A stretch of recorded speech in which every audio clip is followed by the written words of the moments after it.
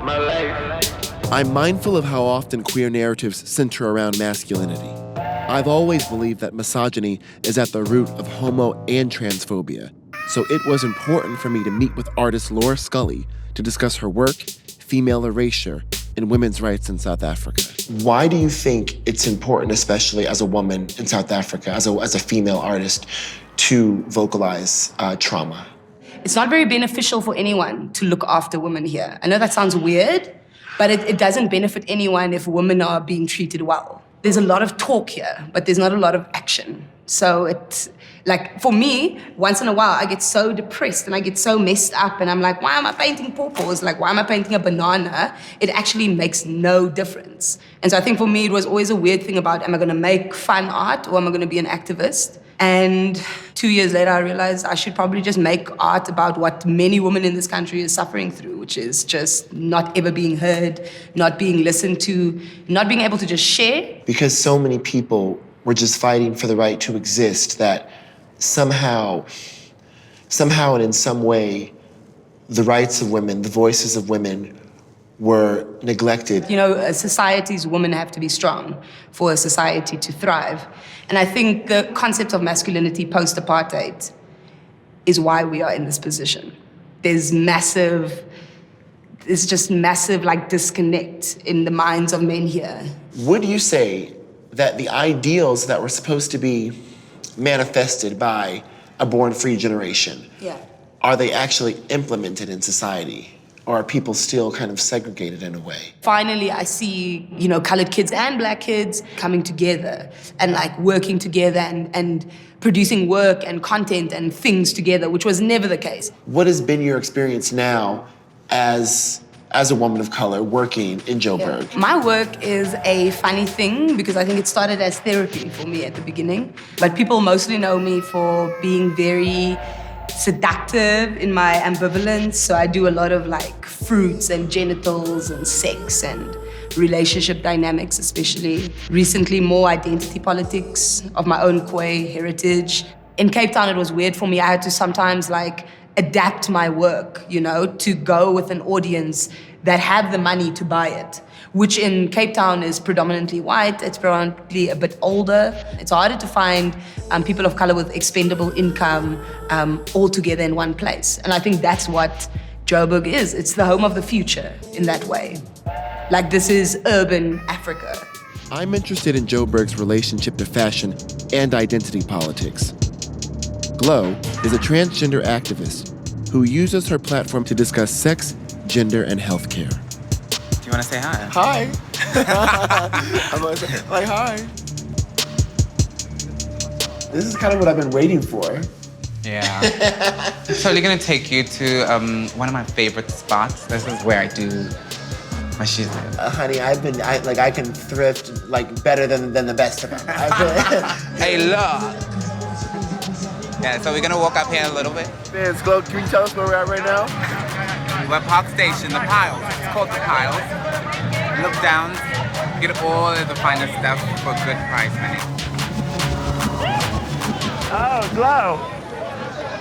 They got the Chanel tweeds. Oh, girl, these will look cute on you. Do you like tweeds?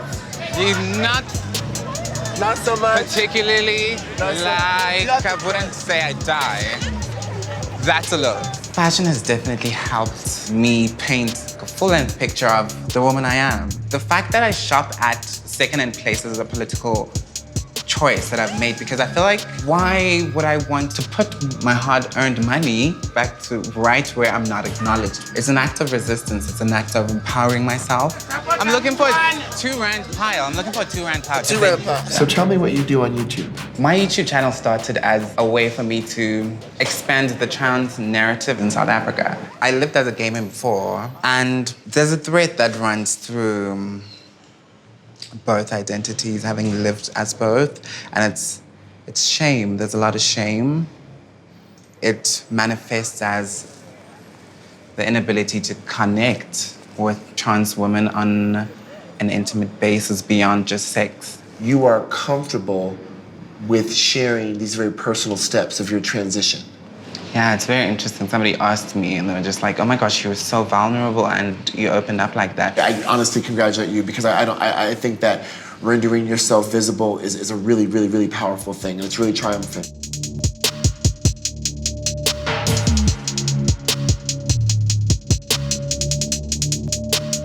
You get a very strong sense that everyone is highly aware of the identity politics that are at play in their society on a day-to-day basis.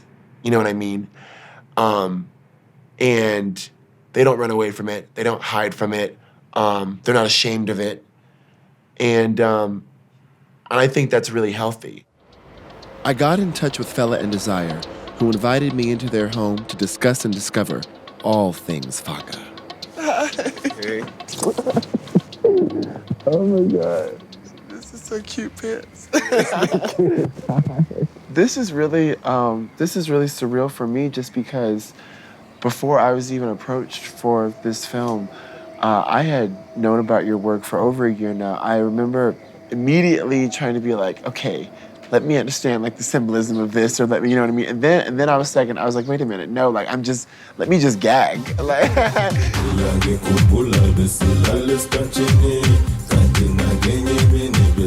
what is the essential FAKA manifesto? To create a new representation of queer identity and experiences. So we met like in 2010 and realized that we share similar experiences and similar views on life and creativity as well. I come from like a really small community. There weren't visibly queer people there. It was quite an alienating experience, and Desire is sort of the first queer friend that I had. Because I also come from like a very rural part of KZN, and as much as you feel physically safe, like navigating that space, like there's a part of you that's like very real, that's you know and you want to express, and that's never safe.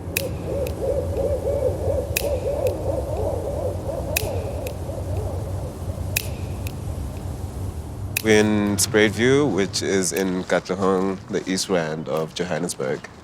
And you grew up here? Oh my God. I remember the boys here used to like really terrorize me. And I used to fear like leaving the house. Where are they now? Because they throw like slurs.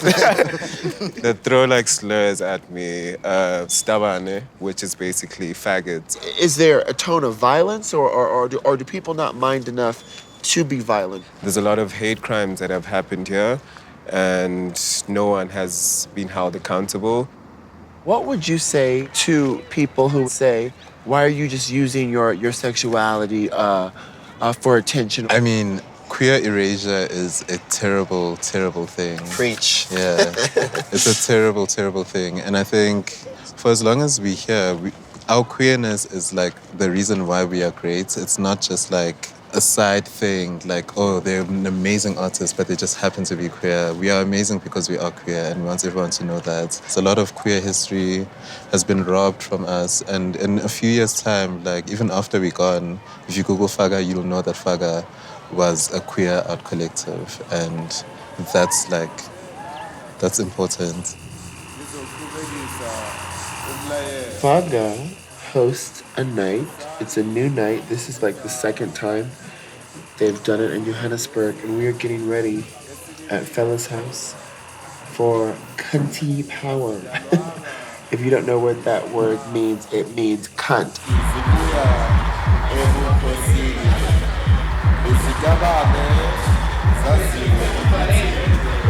What can I expect at a night like Cunty Party, Cunty Power? Just lots of fun, really. The gay clubs here are very heteronormative. Femme bodies in those spaces are policed and shamed a lot. Who is she, though? Who is she? She cunty as fuck, bro. Did she come with you, though? Something more inclusive, something that encompasses the full spectrum of like being queer and being black and being femme and being African.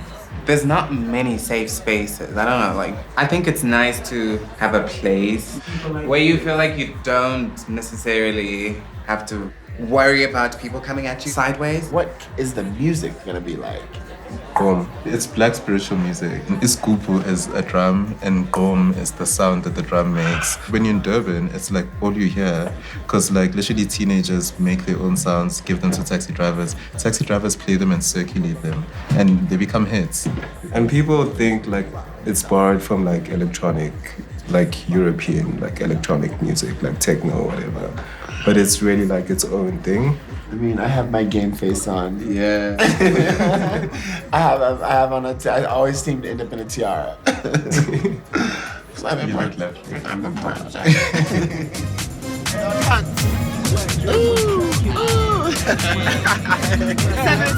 okay.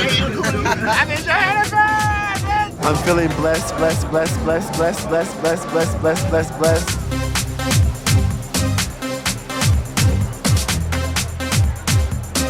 I'm here to have fun, but also to be in a very queer, inclusive space as well.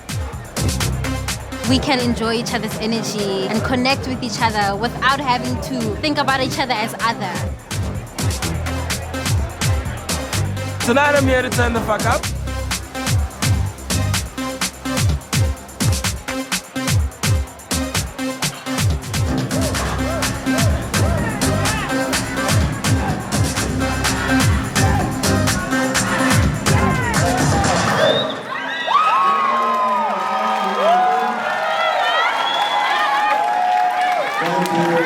This heteronormative idea that you have to be a certain way to fit into society. It's like these people are making spaces for themselves. They're making queer spaces. They're making positive spaces.